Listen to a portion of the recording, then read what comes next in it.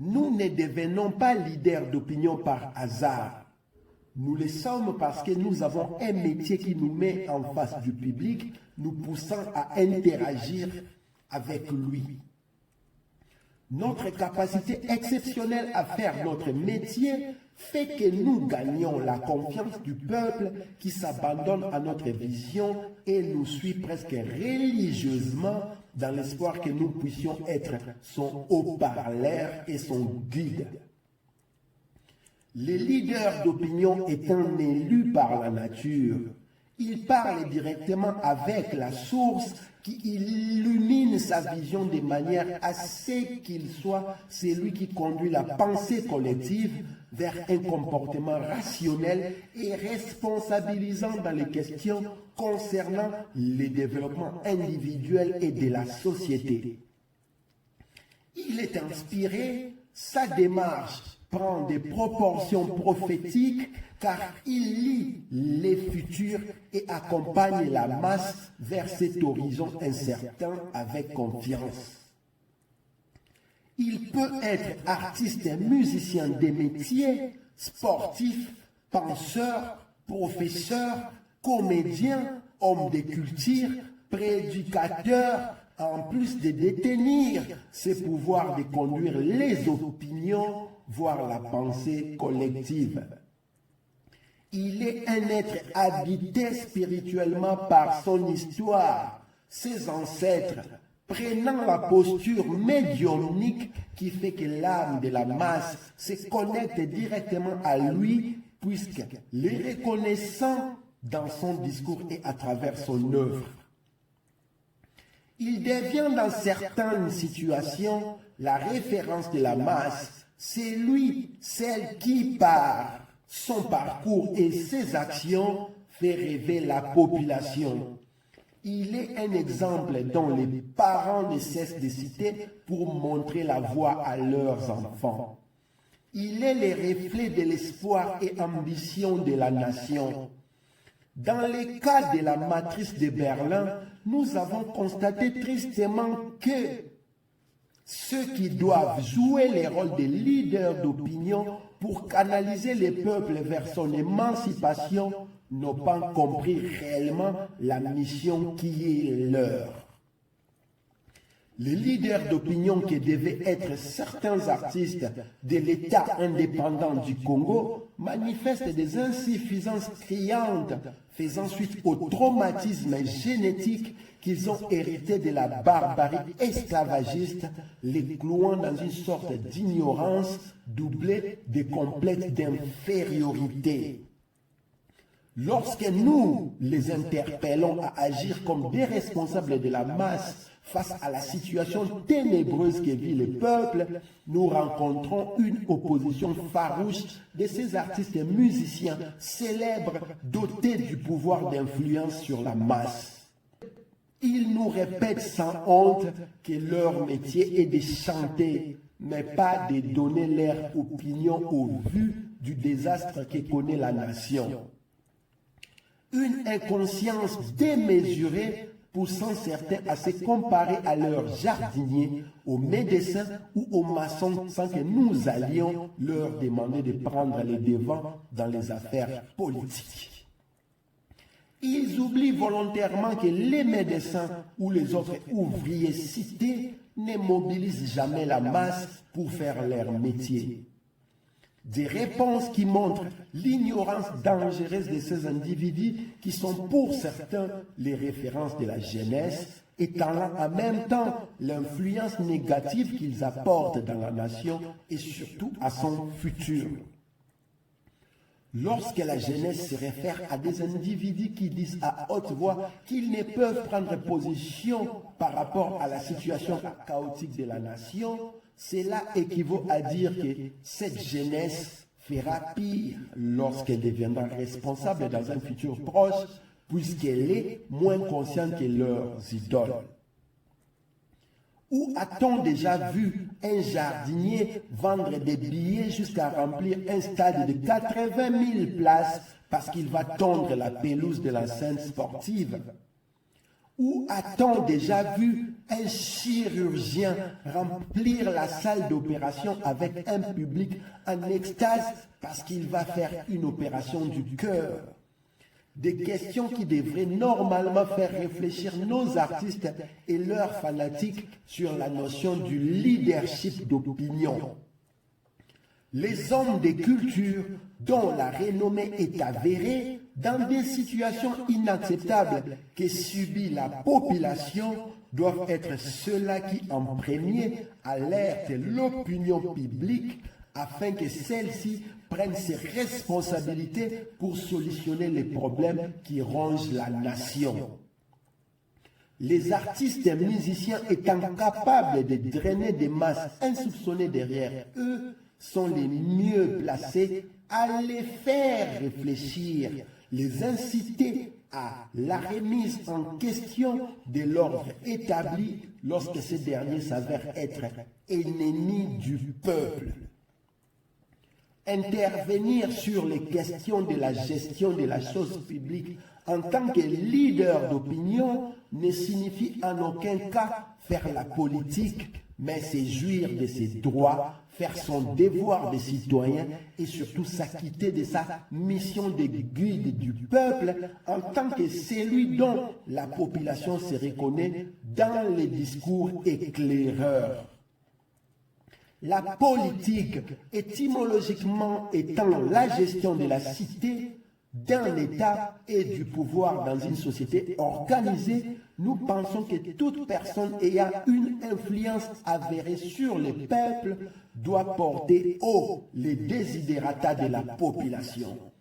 Porter à haute voix les inquiétudes de la nation ou du peuple ne peut en aucun cas être considéré comme faire de la politique, mais simplement assumer son leadership.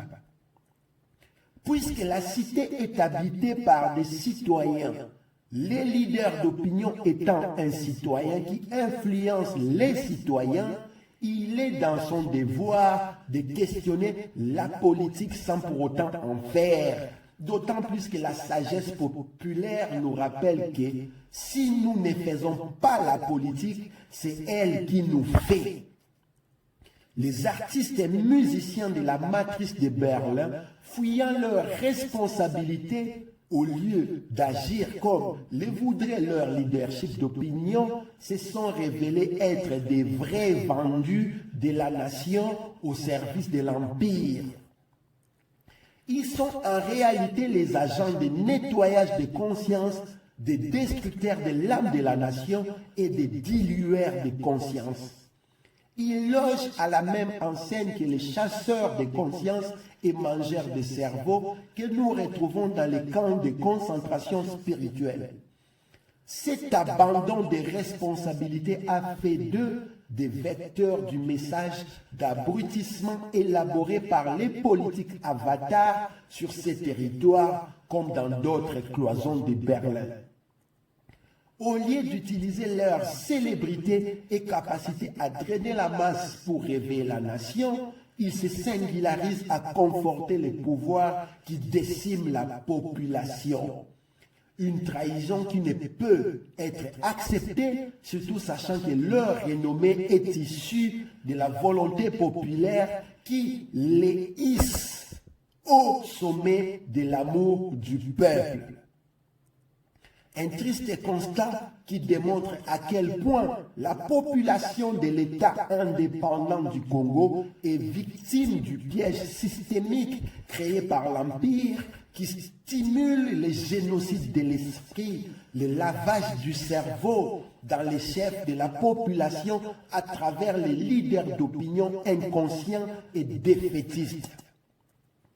À l'image des chasseurs de conscience et mangeurs de cerveau, eux aussi, leaders d'opinion agissant dans les camps de concentration spirituelle, les comportements des artistes et des musiciens dans l'État indépendant du Congo montrent à la lumière du soleil comment la machine de production des nourrissons est développée dans ces territoires que nous appelons la matrice de Berlin. Des musiciens inconscients qui sont en réalité des saints et prophètes contemporains influencent l'inconscient collectif en diluant radicalement la conscience collective par la diffusion de l'inconscience qui est accompagnée d'un matraquage strident dans les médias mainstream au service des potentats trouvant naturellement leur intérêt. Tant que les peuples restent dans l'abrutissement, il n'y aura jamais une remise en question de l'ordre établi qui l'a servi. Cette irresponsabilité induit que tout espoir de révolution s'évapore, puisque la gymnastique cérébrale nécessaire à exciter la pensée du peuple vers les questionnements de son bien-être qui nécessairement touche les acteurs politiques de l'establishment n'existe. Face à cet abandon évident du leadership d'opinion nécessaire pour aiguiller la masse populaire à la compréhension de son existence, de ses droits et devoirs, au questionnement sur sa situation sociale, économique, politique et spirituelle, nous retrouvons dans la matrice de Berlin la métamorphose inacceptable des leaders d'opinion en dealers d'opinion. S'éloignant de la renommée qu'ils ont gagnée gracieusement de la part du peuple qui reconnaît en eux les mêmes expériences de la vie, les artistes et musiciens de l'État indépendant du Congo étant au service de l'occupation sont à la merci de l'establishment. Ils marchandent leurs services aux plus offrants en les transformant en des entités de louanges inacceptables aux dictateurs. Nous constatons avec consternation que les leaders d'opinion dans la matrice de Berlin sont en réalité des marchands d'opinion.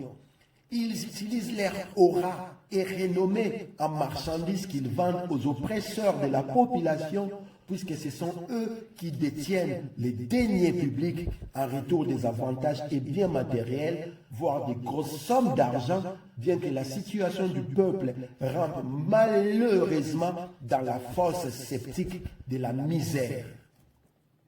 Le peuple peut mourir de faim, être dépourvu d'électricité, manquer de l'eau potable, dormir dans des ghettos, avoir un salaire indécent, être dénué de sécurité sociale, tant que les dirigeants avatars de l'Empire fournissent aux artistes et musiciens des avantages exceptionnels dans ces territoires où la vie de la population est comme au XIIIe siècle, ces dealers d'opinion canaliseront les peuples vers des questions qui lui empêchent complètement de réfléchir sur sa situation.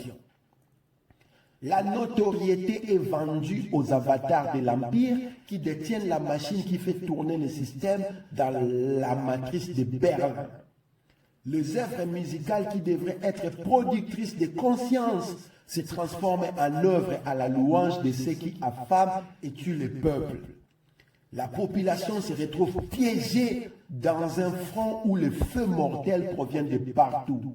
D'un côté, les chasseurs de conscience, de l'autre, les mangeurs de cerveau, s'ajoutent au milieu les dealers d'opinion qui, eux, en plus de véhiculer la dépravation, la débauche, tonifient dans ces mélanges nocifs à la survie de la nation les cultes de la personnalité encensant ce qui tue le peuple. Une posture inacceptable de la part de ceux-là qui ont le pouvoir d'attirer vers eux la population en masse. Ceux-là qui, grâce au talent qu'ils ont avec leur métier, explorent des ondes insoupçonnées qui sont capables de mettre les peuples en situation impossible de transe en danse et d'extase en métastase. Ces pouvoirs qui devraient normalement servir à l'élévation du peuple, conforter la nation dans son essence et permettre à la raison de prendre le dessus sur les impératifs que connaît la population, grâce à leurs œuvres, ces dealers d'opinion ont atrophié le cerveau de la nation en diffusant la stupidité et en proliférant les consciences à travers leurs réalisations qui font le culte aux fesses, ramenant miraculeusement méticuleusement les cerveaux des individus à la hanche en transformant la masse en masochistes impossibles qui célèbrent ses bourreaux. C'est ainsi que toute la réflexion d'émancipation de la nation se met en posture archaïque de coït. La pensée au développement de la nation est sexualisée à tel point que tout ce que peut débiter le peuple pour sa libération se définit par l'acte de fornication, là où la raison voudrait que les neurones s'expriment amplement sans aucune censure. Partant des années 60 à aujourd'hui, l'évidence est de constater que l'œuvre musicale de la matrice de Berlin est remplie de chefs-d'œuvre. En analysant sur les plans de la musicalité, il n'y a point de doute que ces artistes musiciens sont d'excellents techniciens. Mais lorsque nous examinons les textes qui accompagnent les sonorités en question, les discours que tiennent les auteurs, la surprise est de remarquer une inconscience impossible. Grâce au débit sonore invraisemblable que nous pouvons rencontrer dans les temps indépendants du Congo, l'âme de la nation est bercée matin, midi et soir à la vibration des insanités, des louanges aux assassins de la nation dont les noms sont cités dans ses œuvres comme des prières, des mantras. Une sorte de masochisme sonore revendiqué dans toutes les familles où toutes rêvent de sortir un musicien célèbre de leur toit dans cet avenir incertain où vogue la nation. Mis à part quelques productions des années 60 et début 70, le reste de l'œuvre musicale de cette partie de l'Afrique est composé par la diffusion de l'ignorance, de la bêtise, du manque d'idéologie, de la révolte, le culte de la personnalité et la soumission assumée par ces dealers d'opinion à l'establishment. Ces artistes qui se distinguent dans l'immoralité et l'ignorance inquiétante entraînent naturellement l'acculturation et l'abrutissement de ceux qui écoutent leur onde musicale à longueur de temps et qui reproduisent cet inacceptable par mimétisme absurde. Nous rencontrons dans la population de ces territoires et sa diaspora une sorte d'envoûtement qui veut qu'à chaque fois que les ondes musicales de ces artistes retentissent de manière transcendantale, les individus se livrent à des macaqueries inouïes à la grande stupéfaction du reste du monde. La danse sans conscience, doublée d'exhibitionnisme exprès, est devenue l'identité des habitants du bassin du Congo, à tel point que lorsque le reste du monde sait que vous venez de cette région, la première chose qu'il vous demande, c'est de danser. Cette influence négative va jusqu'à mettre en doute la nationalité de certains pour la simple raison qu'ils ne rentrent pas dans le moule des danseurs.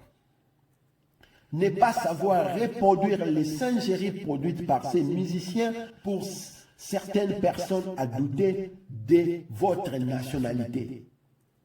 Effectivement, la diffusion de la perversion et de l'inconscience par la musique traverse des générations et au bout de 60 années de matraquage, le peuple se retrouve grâce à la chanson qu'il consomme renvoyée au temps des primitifs. Si la culture est un soleil qui ne se couche jamais, comme pouvait le dire Samora Machel Moïse, nous serons tous d'accord qu'un peuple se réveille par la puissance de sa culture. Les grandes révolutions du monde, les bouleversements mondiaux sont engendrés dans leurs racines par des hommes de culture bouillants de conscience grâce à leur leadership d'opinion à travers leurs œuvres. Malheureusement, dans cette partie du continent, les leaders d'opinion se sont transformés en dealers d'opinion, voire dilueurs de conscience. Ils servent à effacer toute tentative de réveil patriotique émanant du peuple.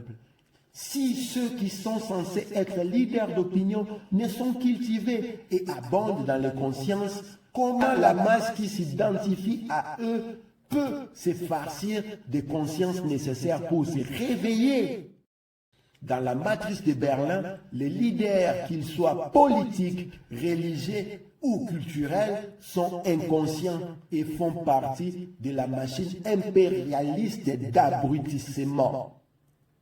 Ils sont établis pour annihiler la conscience collective, contaminer les peuples à la toxoplasma-gondie et transmettre l'encéphalite à la masse afin de la rendre assujettie, inactive et amoureuse de leurs prédateurs.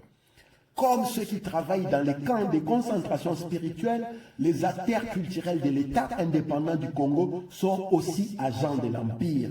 Tout ce qu'ils produisent a pour objectif d'ensevelir la conscience nationale afin qu'elle ne jaillisse jamais à la lumière du monde pour éclairer les peuples.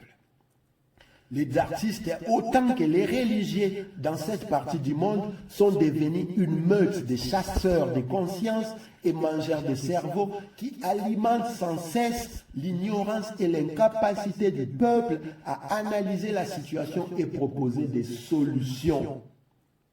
Ils se transforment en dilueurs de conscience au lieu d'être des leaders d'opinion après qu'ils soient dealers d'opinion. Ils revendiquent une autorité assujettie à l'ordre des temps anciens que nous sommes dans l'obligation de faire tomber par la présentation de la vérité transtemporelle qui nous lie au temps depuis les vibrations de la source jusqu'à l'après-futur. L'œuvre musicale dans la matrice de Berlin est en réalité un cocktail d'inconscience, d'abrutissement spirituel où est privilégié le caractère festif aidant à oublier la misère quotidienne de la population au lieu de sensibiliser le peuple à se rendre compte de sa situation afin de se révolter pour améliorer son existence. Il s'agit d'une dilution de la conscience propagée à dessein dans le but d'empêcher radicalement les réveils de la nation.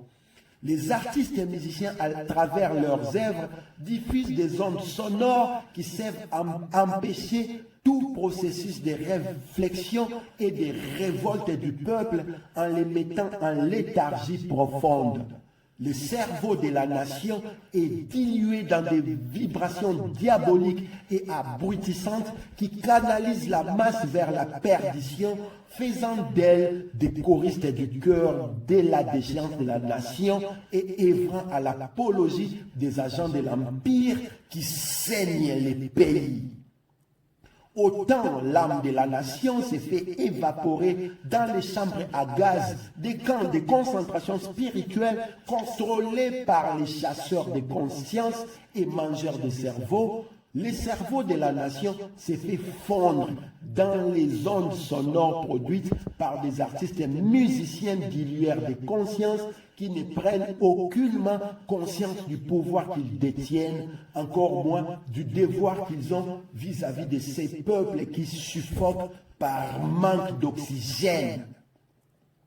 Pendant que dans d'autres cieux, les artistes, principalement musiciens, se démarquent dans la proposition de la conscience à travers leurs œuvres, sinon ils incitent les peuples au questionnement comme il se doit selon les rôles de leadership d'opinion dans l'État indépendant du Congo, connu sous le label de la République à démocratiser du Congo RDC. Les musiciens chanteurs se détachent par leur cupidité et collaborationnisme vis-à-vis du système qui anéantit matin, midi et soir, depuis des temps immémoriaux, les peuples.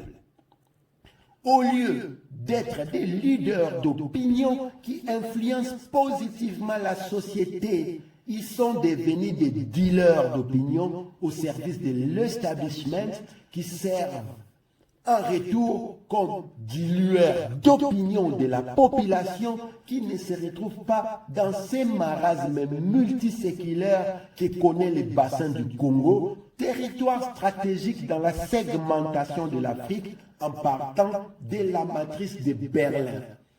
Comment pouvons-nous expliquer les paradoxes que nous retrouvons dans la richesse musicale de ces territoires, la renommée de ces artistes, à la misère extrême d'où croupit la population qui peine à faire entendre sa voix alors que les artistes musiciens sont amis de ceux qui sont au pouvoir?